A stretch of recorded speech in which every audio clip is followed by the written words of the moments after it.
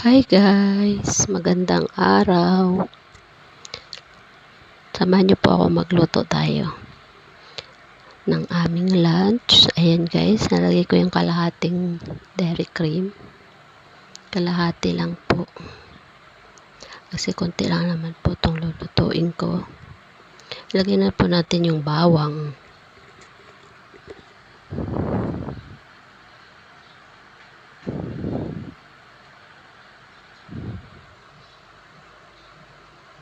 Ayan.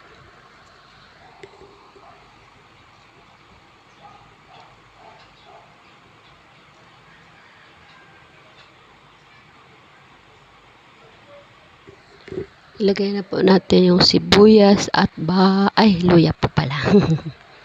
Ayan, sinabay ko na po. Ayan. Gisa-gisa lang po natin guys.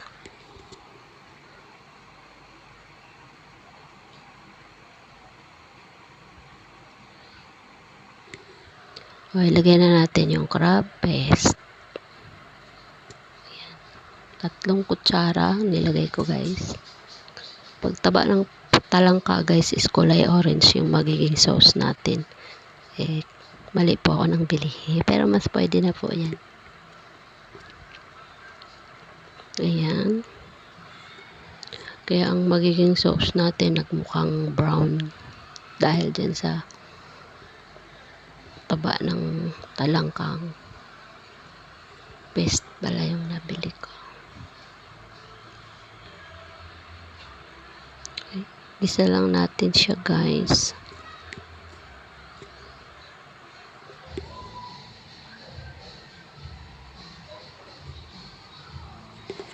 May tugtugan kasi sa kapitbahay.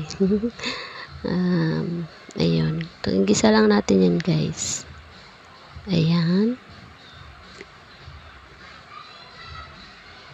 Hindi po sa akin yung sound niyan. Mita. Sa kapitbahay po may handaan. Ayun. Nalagyan ko na po ng oyster sauce. So, pag kayo guys, mga 2 kutsara lang siguro ng oyster sauce. Si Tansya po ako.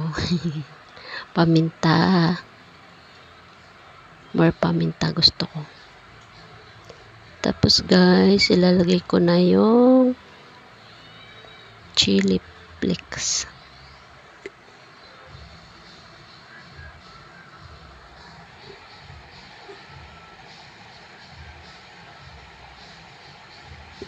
Ayan, halo-haloin lang natin ang ganyan guys.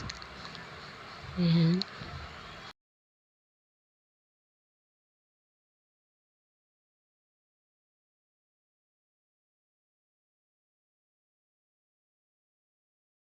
So, ayan guys, naglagay na ako dyan ng ginataang gulay nor ginataan.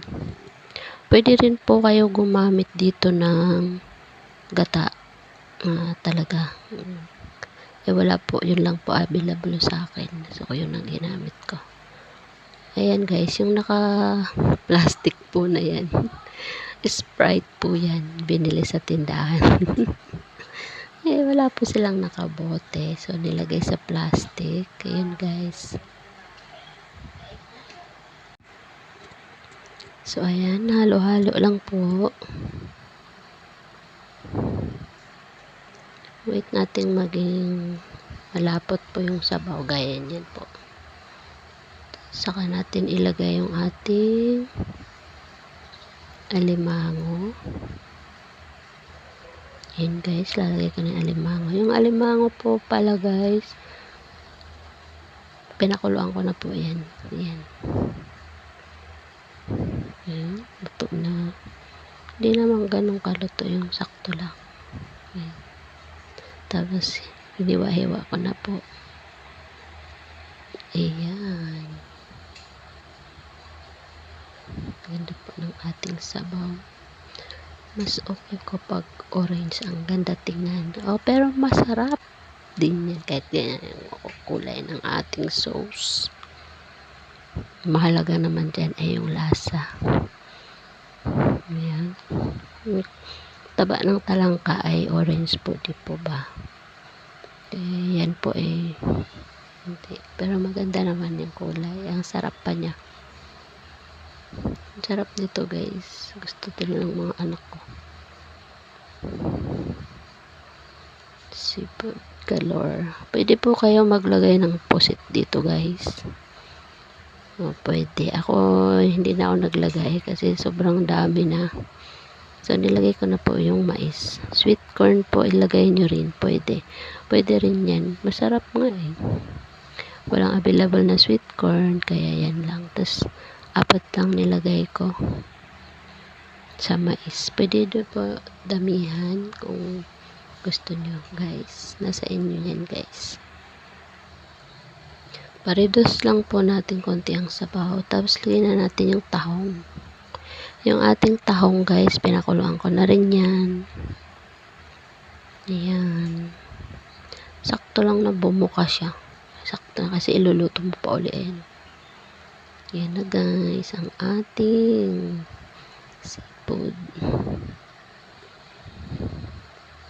Lagyan na natin yung hipon at gaya ng pinakuluan ko na rin po yan guys. Ayan. Haluin na po natin.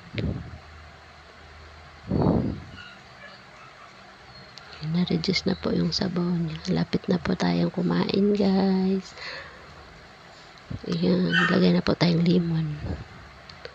Ayan. Isang buong lemon po. Ayan guys. Pwede natin ilagay yung pinagpigaan natin din. Yan, papait guys. Wag lang yung ulit-ulit na init nyo na eh. Papait na talaga eh. Alisin nyo na pag iinitin nyo ulit. Kunyari din nyo na ubos. Pero kung ubos naman yan sa isang kainan, no worries yan. Hindi yan papait. Sarap yan guys pag lagyan ng lemon na napakasarap, tanggal ang lansa. So, ayan guys, paluto na ang ating ulam. Maraming salamat sa panonood ninyo guys.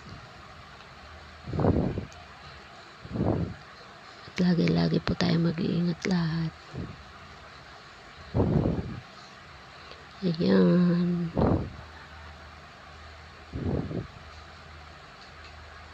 Luto na siya. Konting-konti na lang. Lipat na natin siya. Ayan guys, yung ating seafoods. Galore na galore. Ayan. Hanguin na natin. Ayan. Lipat na natin siya guys. Para ready na tayong kumain ng lunch. Happy Sunday everyone. Maraming salamat sa panonood. Bye-bye.